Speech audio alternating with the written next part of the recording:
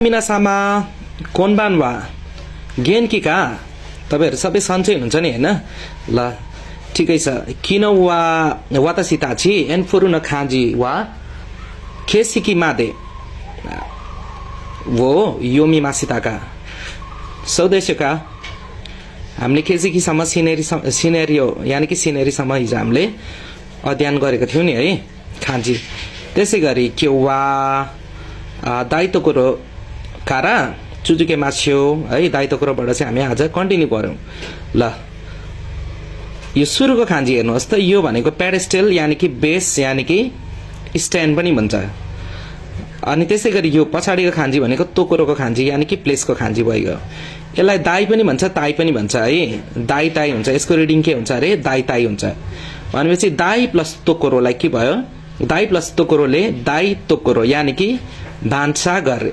इंग्लिशमा ठ्याक्क भन्नु पर्यो भने चाहिँ किचन है किचन यानी कि भान्साघर अब यो तोकोरोको अर्को रिडिङ थाहा छ नि तपाईलाई अस्ति हामीले पढेको थियौं किन्जियो भनेर पढेको थियौं नि है भनेपछि यसको यूएस को रिडिङ भनेको अर्को रिडिङ भनेको जियो पनि हो तर हामीले अहिले चाहिँ यो ठाउँमा चाहिँ यो खान्जीमा चाहिँ जियो भनेर हैन तोकोरो भनेरै हामीले हाचु ओन यानी कि प्रोनाउन्सिएसन गर्नुपर्छ है दाइ प्लस तोकोरोले के भयो दाइ तोकोरो त्यसैगरी तल हेर्नुहोस् त यो खान्जी के होला भन्नुहोस् त यो सिम्पल खान्जी सबैलाई आउने खान्जी हो यो भनेको चाहिँ भन्नुहोस् त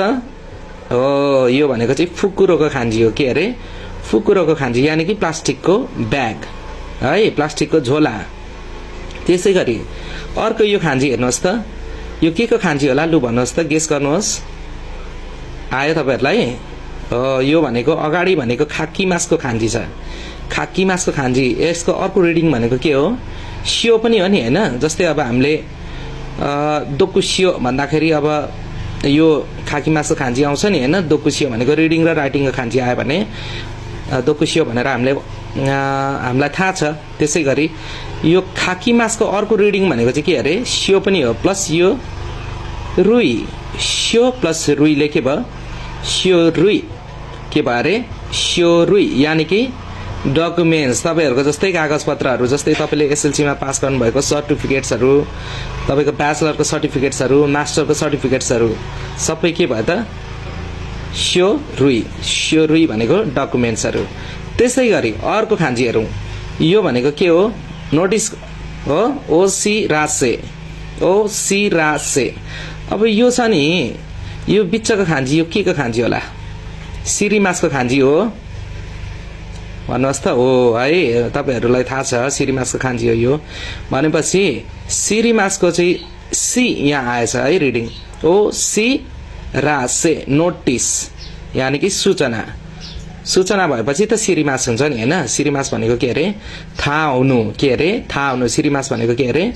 थाहा हुनु भनेपछि तपाईले नोटिस पाउनु भयो भने त तपाईलाई सिरिमास हुन्छ नि त थाहा हुन्छ है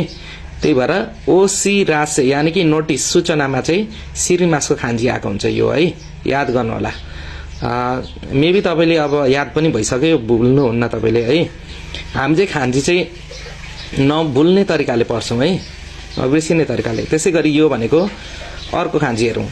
यो के को खान्जी हो लु भन्नुहोस् त तपाईहरुलाई थाहा छ यो के को खान्जी हो यो भनेको हानाको खान्जी हो प्लस यो भनेको बिनको खान्जी हो अब हाना र बिन आएपछि चाहिँ के हुन्छ त हाना भनेको के हो यसको मिनिङ कसले पढ्नु भएको छ लु भन्नुहोस् त